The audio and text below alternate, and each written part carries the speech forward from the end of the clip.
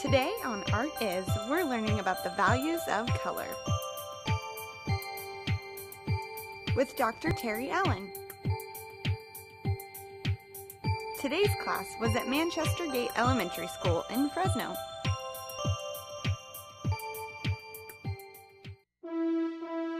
Art Is was made possible by a grant from the Bonner Family Foundation in support of the arts and education.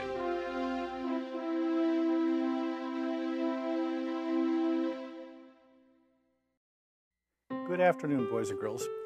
I hope you're going to enjoy this afternoon's lesson. We're going to combine some math and some language arts, and above all, some art. So you'll have some new vocabulary and some old vocabulary that we're going to work on today.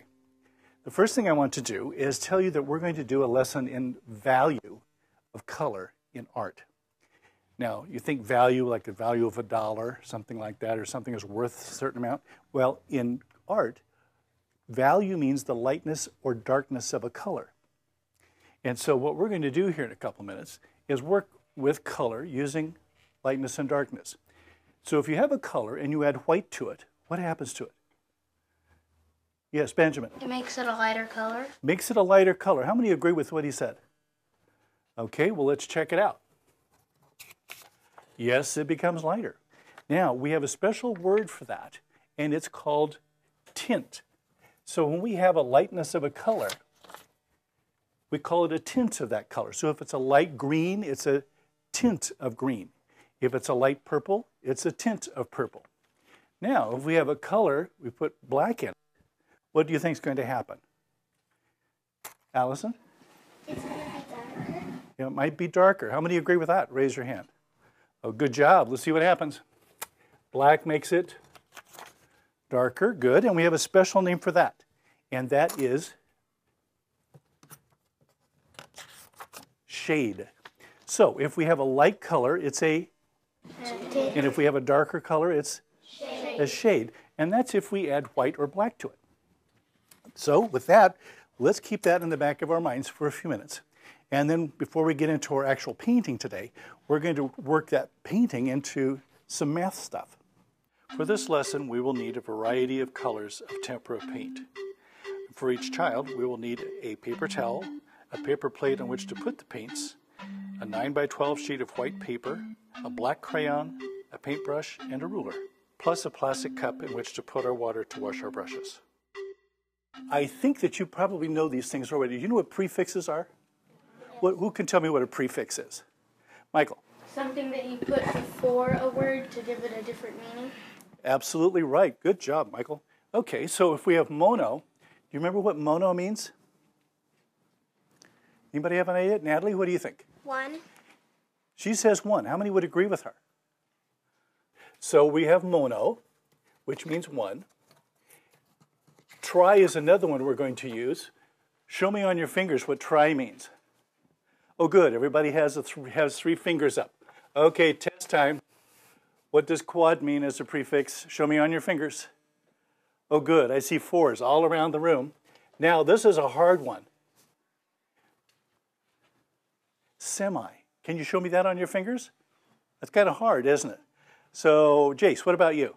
It's half of something. It's half of something. Okay, good. So we have these 4 numeric prefixes is what they're called. Mono, tri, quad, and semi that we're going to use today. And these are the words. Monochromatic is one word we're going to use. Triangle, quadrangle, and semicircle. So, does anybody know what monochromatic means?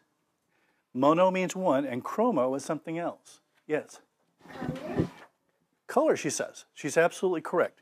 Monochromatic means one color. Then we're going to use triangles. We all know what those are. What are some of the kinds of triangles that we have? Can you think of some of those names? What's one, Christian? A right angle. A right triangle, good. Jared? Isosceles. An isosceles, excellent. Scalene. A scalene, excellent. A pyramid. Hunter? Pyramid is actually is a solid, isn't it? But it's made up of... Yeah, technically they are kind of like shapes, but just solids with more sides. In fact, each of the sides is a triangle, isn't it, of a pyramid? Good. Jace? An equilateral. Equilateral triangle. You guys are really up to date on your math, aren't you? Terrific. Okay, now what's a quadrangle? Can you give me some examples of that? Benjamin. Like a rectangle or square. Rectangle or square. Why do you have something else, Jaslyn? Trapezoid. A trapezoid, because a trapezoid has what? 4 sides. 4 sides. So it's any figure that has 4 sides. Michael? Any figure that really has 4 angles. And 4 angles as well. In fact, yeah, quadrangle is even more accurate as 4 angles than 4 sides. But if you have 4 angles, you've got to have 4 sides too, right? Okay? And now a semicircle is what? If you think you know, raise your hand. Okay, everybody together, what is it? Half a circle. Half a circle. That's excellent. I have a painting here by a man named Pablo Picasso. He painted this in 1903. I want you to tell me what you see with this picture. What's going on in here? Jace, what would you like to offer?